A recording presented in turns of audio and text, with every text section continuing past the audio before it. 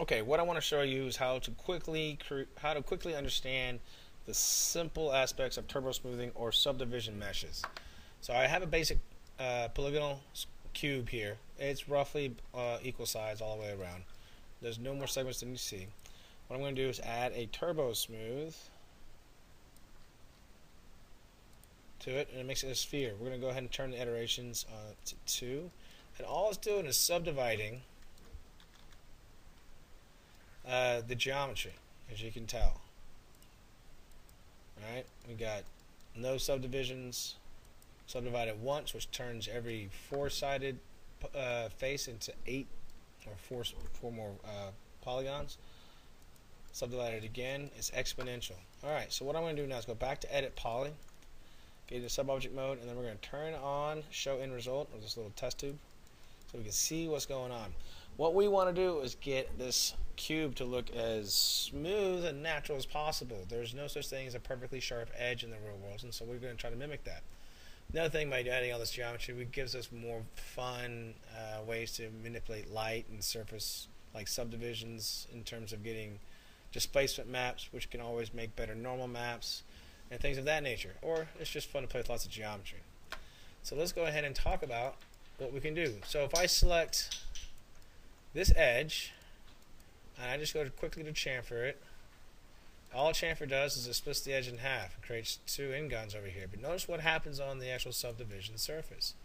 So with the actual caddy still available, or the options window still available, I'm going to go ahead and select all these edges, and you notice how now we're starting to get a flat surface.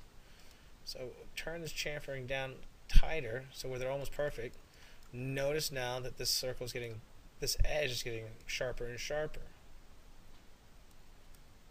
Notice if I add subdivision, how much sharper this corner is getting, because it's subdividing all the faces each and every time. So you're just putting more geometry, which is creating a sharper edge. Alright, if I want to get a square out of this thing, now I got a nice, what looks like an Ouya. It's like these guys, and you get the full edge. Now notice what's happening with the geometry. Select everything. Go ahead and add 1 more polygon to it. I'll hit OK. And that's how you're going to get this gleam on your geometry.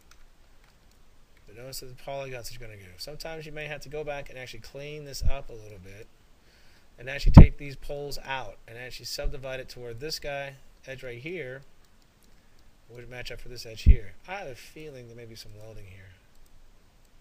No, this is clean.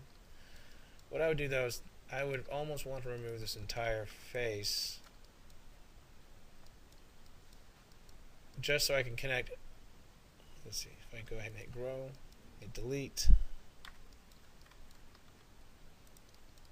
and it's like these 2 inner edges right here, and I'm going to hit bridge, which is somewhere in here. Bridge.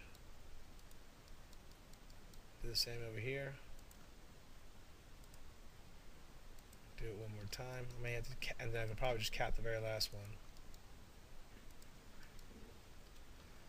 This little retopologizing of the geometry gives me quads all the way through.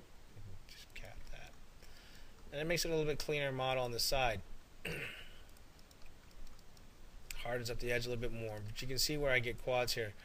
To be honest, this actually makes better for lighting, better for mapping, makes your life a little bit cleaner.